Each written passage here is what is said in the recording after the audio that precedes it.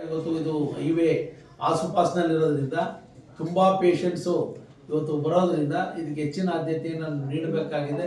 ನಾವು ಕೂಡ ಆಯಾ ವರ್ಷಗಳಲ್ಲಿ ಬರ್ತಕ್ಕಂಥ ಒಂದು ಅನುದಾನದಲ್ಲೂ ಕೂಡ ಸದ್ಬಳಕೆ ಮಾಡ್ಕೊಂಡಿದ್ದೀವಿ.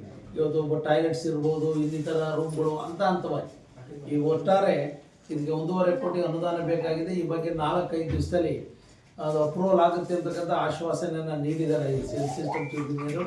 ಅದ್ರ ಬಗ್ಗೆ ಶೀಘ್ರ ಕ್ರಮ ವಹಿಸ್ತೀವಿ. ಅದ್ರ ಜೊತೆಯಲ್ಲಿ ಏನು ಡಯಾಲಿಸಿಸ್ ಯೂನಿಟ್ಗೆ ಏನು ಮೂಲಭೂತವಾಗಿ ಏನು ಬೇಕೋ ಅದನ್ನು ಜರೂರಾಗಿ ಮಾಡಿಸ್ಕೊಡ್ತಕ್ಕಂಥದ್ದಕ್ಕೆ ಈ ಭಾಗದಲ್ಲಿ, ಯಾಕೆಂದರೆ ಇಲ್ಲವ್ರು ಚುಂಚನಗಿರಿಗೆ ಹೋಗಬೇಕು, ಇಲ್ಲವ್ರು ಚನ್ನಪಟ್ಟಣಕ್ಕೆ ಬರಬೇಕು.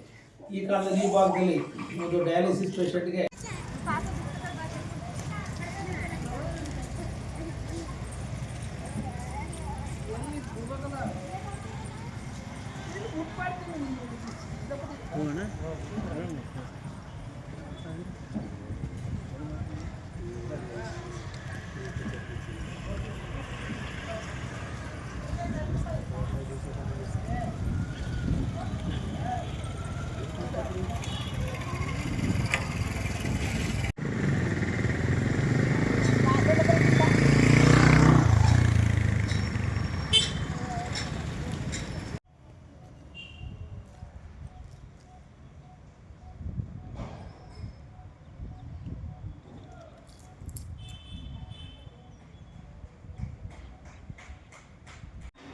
ಡೈಲಿ ಒಂದು 40ರಿಂದ 50 ಎಕ್ಸ್ರೇ ಬರುತ್ತೆ.